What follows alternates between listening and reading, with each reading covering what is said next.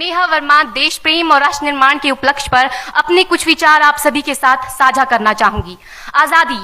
आजादी का असली मतलब वही समझ सकता है जिसने कभी गुलामी की हो। हम सौभाग्यशाली हैं कि हमने स्वतंत्र भारत में जन्म लिया। यूं तो आजादी की लौ 1857 में ही जल चुकी थी, जो वर्षाल बनकर 1947 में हमारे देश को आजाद कराई।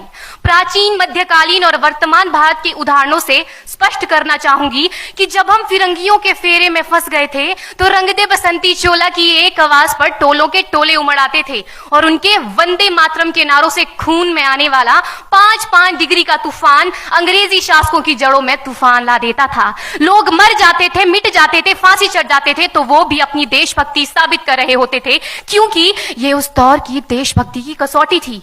उसके बाद 62, 65 और 71 के युद्धों में अपना सुहाग गवा देने वाली औरत, जब घर के हालात ये हो जाया करते थे कि प्यार भी भरपूर गया, मांग का सिंदूर गया, नन्हे नौनिहालों की लंगोटियां चली गई, छोटी छोटी बेटियों की चोटियां चली गई, बाप की कमाई गई, भाई की पढ़ाई गई, ऐसा एक विस्फोट हुआ पता ही चला नहीं, पूरे जिस्म की ही कई बोटियां चली गई। और आपके लिए तो एक आदमी मरा है साहब, किंतु मेरे घर की तो रोटियां चली गई, मेरे घर की तो रोटियां चली गई वाले हालात पैदा हो जाने के बावजूद भी एक माँ अपने बेटे को सरहद पर दुश्मनों की धज्जियां उड़ाने के लिए भेज देती थी और उसे पत्र लिखाकर ये भेजा करती थी कि अम्मा ने खत लिखा है बड़े ही चाव से, पुत्र मेरे ना घबरा जाना, 1 इंच भी पीछे ना हटना, चाहे इंच इंच कट जाना, चाहे इंच इंच कट जाना।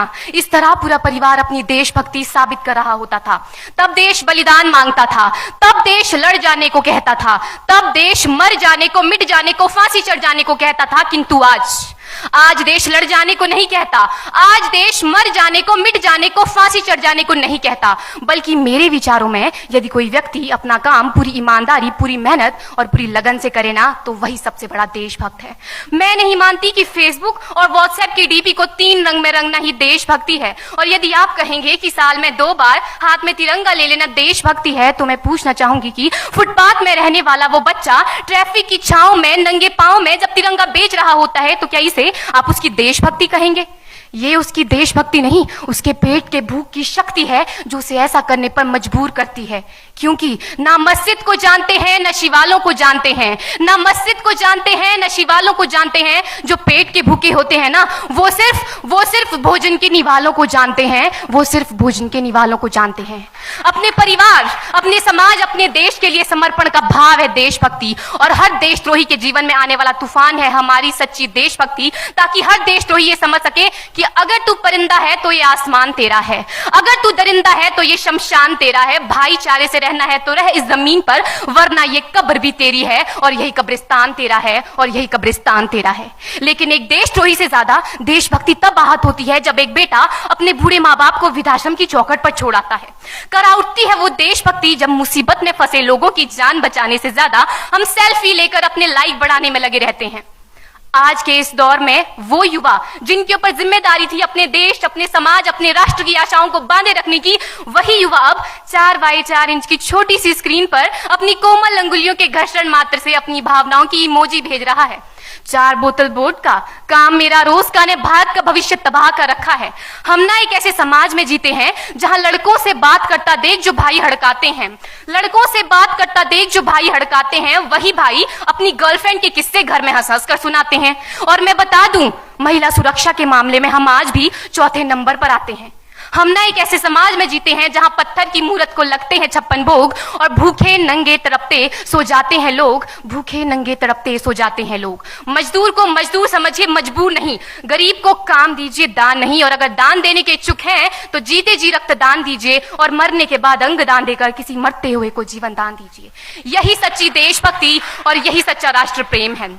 ना सरकार मेरी है, ना रब मेरा है, ना सरकार मेरी है, ना रब मेरा है, और ना ही ये बड़ा सा नाम मेरा है। बस इतनी सी बात का गुरूर है मुझे कि मैं भारत की हूं और ये भारत मेरा है और ये भारत मेरा है। परंतु एक वैचारिक बीमारी हमारे समाज में मुझे नजर आती है। कहा जाता है हम दुनिया के सबसे बड़े लोकतंत्र हैं, जहां हिंदू पैदा होते हैं, मुस्लिम, सिख और ईसाई भी पैदा होते हैं, लेकिन बदकिस्मती है अब इंसान पैदा नहीं होते। और मेरे विचारों में ना हिंदू की जरूरत है, ना मुसलमान की जरूरत है। राष्ट्र निर्माण के लिए केवल अच्छे इंसान की जरूरत है, केवल अच्छे इंसान की जरूरत है। जरा सोच कर देखिए, ये पेड़ पौधे और शाखाएं भी परेशान हो जाएं अगर परिंदे भी हिंदू और मुसलमान हो जाएं। एक शैक्षणिक बीमारी भी हमारे समाज में मुझे नजर आती है और बड़े ही आश्चर्य की बात है, जिस देश ने पूरी दुनिया को तक्षशिला और नालंदा देकर के विश्वविद्यालय शिक्षा की बुनियाद रखी, आज विश्व के 100 सर्वश्रेष्ठ विश्वविद्यालयों में हमारा एक भी विश्वविद्यालय खड़ा नहीं हो पाता। जहां एक और हमारे पास IIT, IIM और NIT जैसे शिक्षण संस्थान हैं, तो वहीं दूसरी ओर इस देश के गरीबों को बेरोजगारी की जमात में खड़ा करने के लिए उनके हाथ में सर्व शिक्षा अभियान का झुंझुना पकड़ा दिया जाता है। और मैं बता दूं, इस शैक्षणिक बीमारी का केवल एक कारण वो ये कि हमारे देश की शिक्षा नीति केवल 2 तरह के लोगों के लिए बनती है, पहले वो जो विद्वान हैं और दूसरे वो जो धनवान हैं। इसी तरह की कई गजब की बीमारियां हैं और इन बीमारियों की जो जड़ है ना, वो हमारा अंधविश्वास। और मेरे विचारों में जब तक इस देश का युवा अपनी सफलता के लिए मंदिरों में जा जाकर नारियल फोड़ फोड़ कर भगवान को रिश्वत लगाता रहेगा, हमारे समाज का शिक्षित वर्ग ही बिल्ली के रास्ता काटने पर खड़े हो जाना, अपने धर्म अपनी जाति को ऊंचा मानकर दूसरों के धर्म की अवहेलना करता रहेगा, तब तक ना तो इस देश से अंधविश्वास खत्म होगा और ना ही हमारा राष्ट्र निर्माण संभव होगा। हमारी संस्कृति, हमारी सभ्यता को दुनिया ने शीश नवाया है, तो क्यों आस्था के नाम पर हमने अंधविश्वास फैलाया है? मेरे विचारों में हमारा राष्ट्र निर्माण तब संभव होगा जब इस देश में महिलाओं की पूजा नहीं, उनकी इज्जत की जाएगी। राष्ट्र निर्माण तब संभव होगा जब हम जातिगत आरक्षण नहीं बल्कि सामाजिक सशक्तिकरण पर बात करेंगे। राष्ट्र निर्माण तब संभव होगा जब स्वच्छता अभियान में केवल सरकार नहीं बल्कि सड़क पर चलने वाला हर एक नागरिक हाथ बंटाएगा, स्वच्छ भारत स्वस्थ भारत को दिल से अपनाएगा। असल मायने में हमारा राष्ट्र निर्माण तब संभव होगा जब एक गरीब बच्चा मध्याह्न भोजन के नहीं बल्कि ज्ञान अर्जन के लिए सरकारी स्कूल की चौखट पर कदम रखेगा। और हमारा राष्ट्र निर्माण तब तक संभव नहीं होगा जब तक एक नागरिक नैतिक रूप से सटीन, चारित्रिक रूप से भ्रष्ट, मानसिक रूप से दिवालिया, धार्मिक रूप से अंधा, राजनीतिक रूप से गंदा, स्वैच्छिक मान मूल्यों के आंकड़ों में जिन्न शिन्न पैपंदमयी अखंड भारत को खंड खंड करता रहेगा, तब तक हमारा राष्ट्र निर्माण संभव नहीं होगा।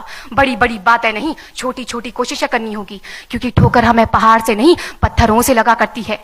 I being an Indian, I being a student, I being a symbol daughter of this motherland feel proud to be an Indian। और मैं सैल्यूट करना चाहूंगी सरहद पर दिन रात हमारी रक्षा के लिए खड़े हर उस जवान को, इस देश की पुलिस, प्रशासन और किसान को, और इस देश के हर उस व्यक्ति को जो अपना काम पूरी ईमानदारी, पूरी मेहनत और पूरी लगन से करते हैं, जिनके बिना राष्ट्र निर्माण की कल्पना करना भी असंभव सा लगता है। और आज इस मंच पर पूरी जिम्मेदारी के साथ मैं भारत की बेटी ये कहती हूं कि हमारा राष्ट्र निर्माण तब संभव होगा जब हम सभी, मैं, आप, हम सब मिलकर प्रयास करेंगे, क्योंकि हमारे देश की जिम्मेदारी नहीं है हमें आगे ले जाने की, हमारी जिम्मेदारी है अपने देश को आगे ले जाने की, अपने राष्ट्र को आगे ले जाने की, अपने वतन को आगे ले जाने की। तो अंत में मैं बस यही कहना चाहूंगी, होगा हौसला सबके दिलों में बुलंद तो एक दिन पाकिस्तान भी जय हिंद कहेगा। पाकिस्तान ही क्यों, सारा जहान जय हिंद कहेगा, क्योंकि सारे जहां से अच्छा हिंदुस्तान हमारा, सारे जहां से अच्छा हिंदुस्तान हमारा, हम बुलबुलें हैं इसकी, ये गुलिस्तान हमारा, ये गुलिस्तान हमारा। जय हिंद, वंदे मातरम।